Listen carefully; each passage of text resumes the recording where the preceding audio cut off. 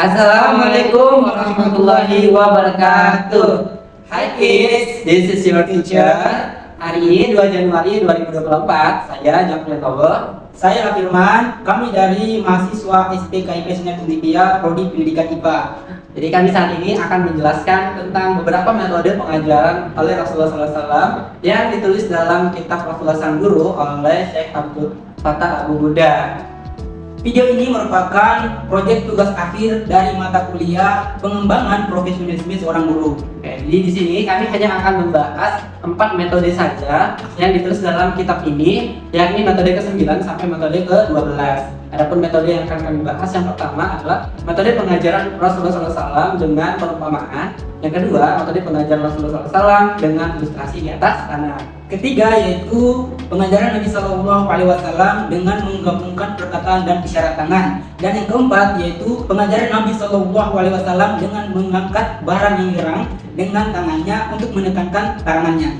Oke, kids, disimak ya pembahasannya. Oke, baik. Metode pertama yaitu pengajaran Nabi Shallallahu Alaihi Wasallam dengan perumpamaan. Pendekatan ini bertujuan untuk memudahkan pemahaman bagi para pembelajar, untuk mengklarifikasi serta mempercepat tentang apa yang ingin diajarkan. Dalam ilmu balaghah, menurut para ulama, yaitu mempercepat atau mengolah kalimat atau mengolah kata dengan memiliki arti dan makna yang jelas. Dalam kontekstualisasinya, salah satu sarana efektif dan dalam mendidik yaitu yang kita biasa mengenal dalam bahasa Arab, yaitu amsal dan tamtsil. Amsal yaitu memanfaatkan pemahaman atau memanfaatkan perumpamaan, dan tamtsil yaitu memberikan pengajaran. Perumpamaan ini dibuat untuk orang yang tidak mengetahui dan kurang paham terhadap pendekatan perumpamaan ini. Baik, yang kedua yaitu metode pengajaran Nabi Shallallahu Alaihi Wasallam dengan ilustrasi di atas sana. Metode ini dianggap sangat efektif dan sangat mudah untuk dipahami bagi para pengajar, bagi para pembelajar, yang dimana menjelaskan konsep-konsep yang abstrak maupun konsep yang kompleks. Dan metode ini bersifat lengkap dan bersifat tertata dengan baik. Maka dengan itu mempermudah para pembelajar dalam memahami ilustrasi di atas sana. Baik, terima kasih. Oke, baik adik-adik.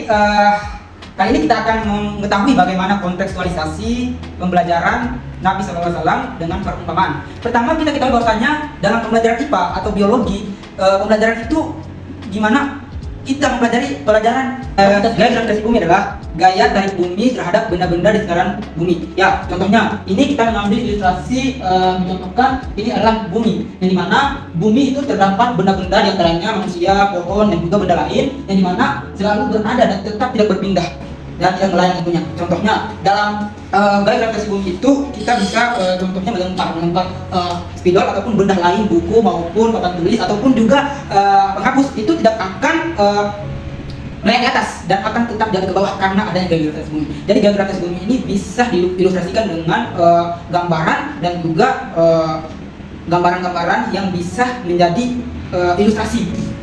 Oke, selanjutnya adalah metode yang ketiga, pengajaran Nabi SAW dengan menggabungkan antara perkataan dan isyarat tangan.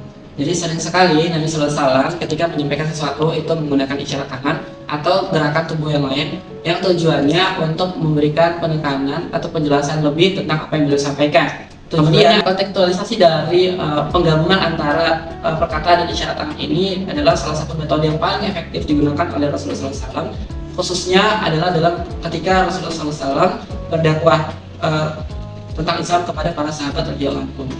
Baik anak-anak, jadi setelah kita tadi tentang ekosistem yang telah kita pelajari bahwa ekosistem itu adalah hubungan timbal balik antara individu dengan lingkungannya. Maka di sini Bapak akan kasih contoh tentang ekosistem sawah. Nah, di sawah itu ada apa sih? Nah, di sawah itu ternyata ada padi. Nah, padi kemudian kali ini dianggap sebagai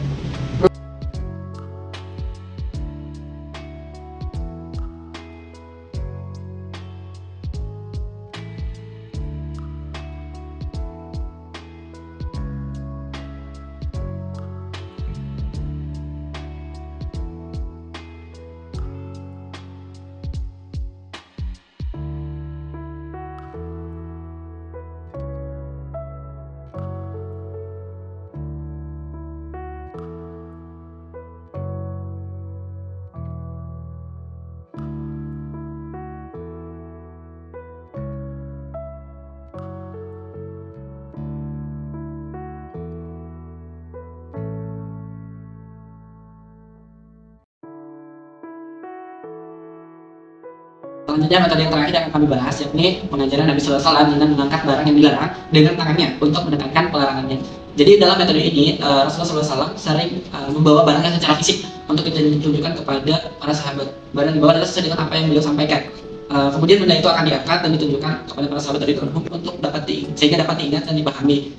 Nah, dalam kontekstualisasinya metode ini sangat efektif dalam menerapkan tentang nilai-nilai moral dan agama. Terbukti para sahabat radhiyallahu anhum berhasil dididik oleh Rasulullah dengan metode ini, di mana Rasulullah SAW memberikan contoh langsung, memberikan gambaran langsung kepada para sahabat radhiyallahu anhum, sehingga para sahabat radhiyallahu anhum percaya dan yakin bahwa apa yang mereka lakukan itu keburukan itu adalah tidak baik, itu suatu hal yang tidak baik dengan contoh yang disampaikan oleh Rasulullah SAW. Oke.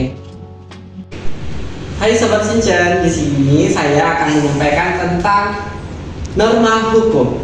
Jadi ternyata teman-teman semua Sobat Shinchan bahwa secara tidak langsung kita sudah melakukan beberapa pelanggaran hukum ya, baik itu skala kecil ataupun skala besar. Nah di sini saya punya tentang gambarannya hukumnya. Jadi yang pertama, ternyata hukum itu tugasnya itu adalah untuk mengatur pola tingkah laku manusia dalam bermasyarakat. Ya, walaupun sifatnya memaksa sih ya. Kemudian sumbernya itu dibuat oleh badan resmi negara atau penguasa atau pemerintah. Nah kalau di Indonesia itu ya DPR, DPRI gitu kan. Nah ternyata dalam hukum itu ada sanksi ya.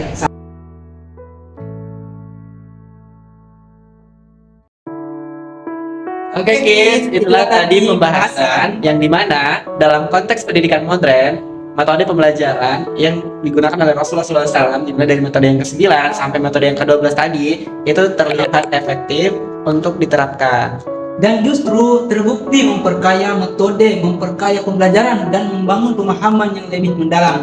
Oke, jadi jangan lupa diterapkan ya kids. See you.